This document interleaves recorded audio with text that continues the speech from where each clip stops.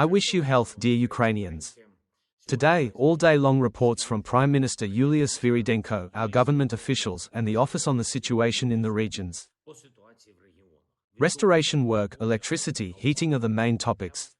There are communities where the situation is still extremely difficult, unfortunately, in particular in some cities and villages of border regions. Repair work is still underway in Kyiv after the strike that took place the day before yesterday. The main task is to restore the power supply to all houses. And also in the Kyiv region, almost 200 repair crews are working. The State Emergency Service of Ukraine is actively helping. Thank you.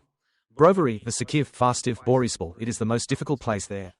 A lot has been done, but there are still a significant number of families without electricity. In general, points of invincibility have been deployed across the country in all regions. The forces of Ukryazhnitsia, Naftogaz, and our other state-owned companies have been involved. Dnipro region, Zaporizhia region, Kharkiv region, Donetsk region, everywhere our energy workers are now, repair crews, all utilities that really work, that really do incredible and truly heroic things. Severe winter weather adds to the complexity. That is why it is so difficult. This is the kind of weather the Russians are trying to take advantage of. And I thank each and every one in Ukraine who is doing this with repairs, this way with restoration, in spite of everything, in defense of life. I spoke with the Commander-in-Chief Zelensky. First of all, we talked with the Commander-in-Chief about air defense and supplies from partners, what is on the way, what is needed and what requests have not yet been implemented, what to speed up. The first priority is missiles for air defense. In particular, tomorrow is one of the meetings at which we will talk about it. New contributions from partners to the Pearl program are needed. Deliveries from warehouses in Europe are also needed. There are missiles in warehouses, and we know about it, and we know everything about it. Our defenders of the sky should have them. Today there was a report by Rustem Umarov on communication with the American side. We are planning a schedule of meetings and further negotiations, and Ukraine is as constructive and as fast as possible in this. We do not delay time. Unlike Russia, they have already dragged on, to be honest.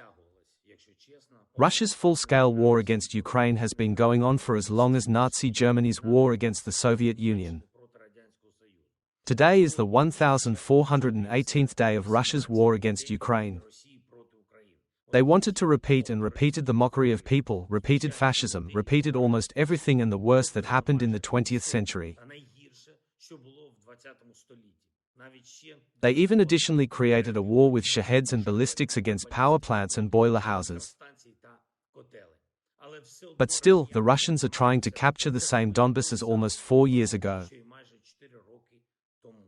They want to lie again that they took Kupiansk. They die endlessly in the fields in Zaporizhia and are still fighting against Ukraine alone. With all the help of our partners, only our people hold the front. This says a lot about the system that Putin has built, and just about him personally. Russia now loses at least 1,000 soldiers daily, starting from December.